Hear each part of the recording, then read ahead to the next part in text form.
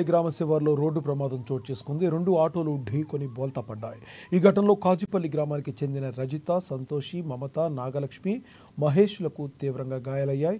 సాలిపేట గ్రామంలో వరి నాట్లు వేసేందుకు వచ్చిన కూలీలు తిరిగి ఇంటికి వెళ్తుండగా ఈ ప్రమాదం చోటు చేసుకుంది.